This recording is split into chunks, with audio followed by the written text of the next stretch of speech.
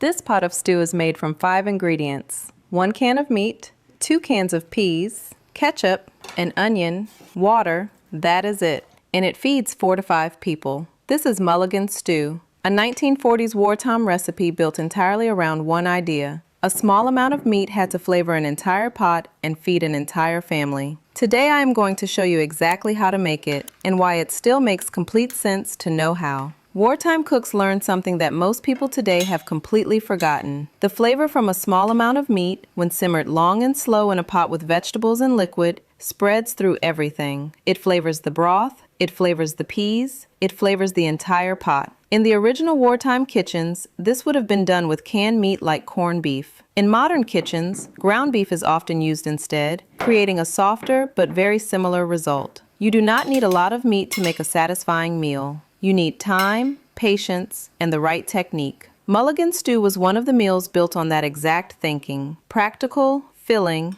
inexpensive. Meals like this were built around practicality, not luxury. Let me show you how it works. Here is everything needed: 340 grams of ground beef or canned corned beef in the original wartime version, 1 medium onion, 2 cans of peas with their liquid, 15 ounces each, 300 milliliters of ketchup, 250 milliliters of water, a 1/4 teaspoon of salt, 1 to 1½ teaspoons of black pepper. Look at that ingredient list for a moment. There is almost no fresh produce, no stock, no expensive cuts. Everything here is either canned or pantry stable. That was intentional. Wartime cooking was designed around what was actually available, not what was ideal. Canned goods were reliable when fresh food was rationed or unavailable. And notice the ketchup. That might look unusual in a stew recipe. It is not. Ketchup was a staple of hardship cooking because it did 3 things at once. It added sweetness to balance the salt of the canned meat. It added acidity to brighten the whole pot. And it added flavor depth that plain water and canned peas simply could not produce on their own. Wartime cooks were not using ketchup because they lacked ingredients. They were using it because it worked. Keep the liquid from the canned peas. It goes into the pot.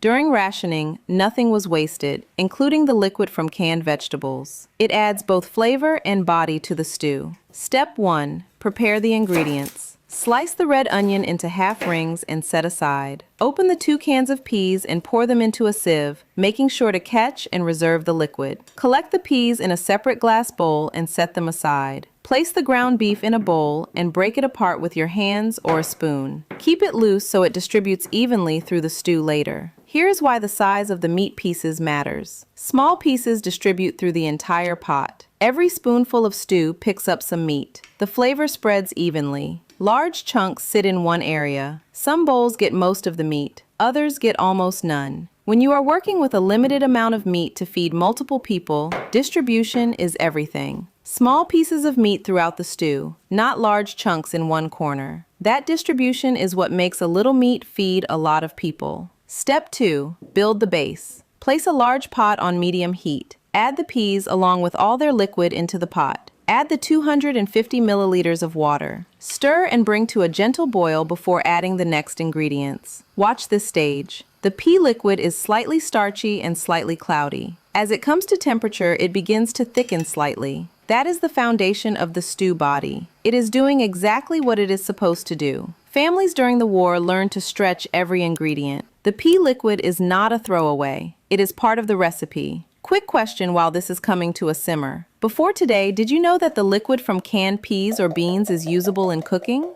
A lot of people drain it straight down the sink. Did you? Drop it in the comments. I am genuinely curious how widely known this is.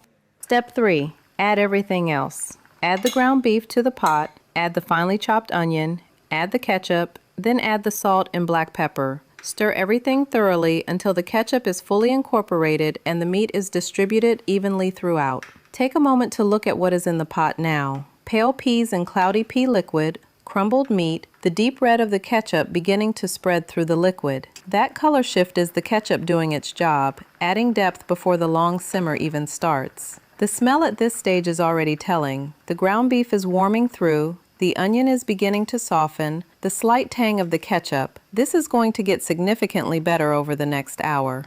Step 4. The long simmer. This is the most important step. Do not rush it. Lower the heat completely. Cover the pot with a lid. Simmer gently for at least 1 hour, stirring occasionally. Here is what is happening during that hour. The flavors are merging. The ketchup is losing its sharpness and becoming rounded. The ground beef is breaking down further and releasing its flavor into the liquid. The onion is softening completely and disappearing into the broth. At the 30-minute mark, taste it. Note the difference from when you first added everything. The sharpness is already going. The seasoning of the ground beef is balanced against the sweetness of the ketchup. At the 1 hour mark, taste it again. What was a pot of separate cheap ingredients is now one unified, deeply savory stew. The longer it simmers, the better it tastes. That is the entire principle behind this cooking style. Time is the ingredient that costs nothing. 1 hour minimum. That long simmer is what transforms this from a pot of separate cheap ingredients into one unified stew. 30 minutes produces something that tastes unfinished. 1 hour produces something genuinely good. I think about this principle a lot. The idea that time is the ingredient that costs nothing. That a pot of inexpensive things, given enough low heat and enough patience, produces something that a quick, expensive meal cannot. Do you find that to be true in your own cooking?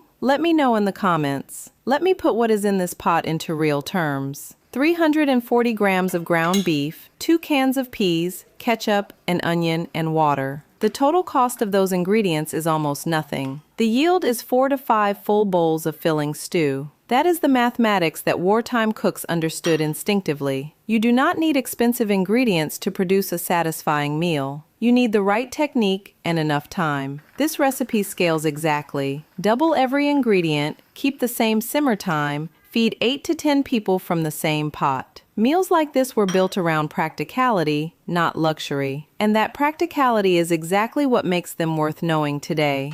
Step 5. Serve. Ladle the stew into bowls. Serve hot. A piece of bread alongside it is the traditional way. Watch what happens when you ladle it. The broth is thick now, not watery. The peas are soft but intact. The meat is distributed through every spoonful. The color is a deep, rich, reddish brown from an hour of the ketchup cooking into the broth. This is what 1 hour of patient simmering produces from 5 inexpensive ingredients. It does not look like a compromise. It does not taste like one either. The families who made stews like this during the 1940s were not making a virtue of necessity. They were solving a practical problem with the tools available. Rationed ingredients, a pot, a stove, and time. What comes out the other side is a recipe that holds up completely on its own terms. Not because it was the only option, because the technique is genuinely sound. A small amount of meat, a long simmer, a full pot of stew. That logic has not aged. If you want to keep learning techniques like this, make sure to subscribe.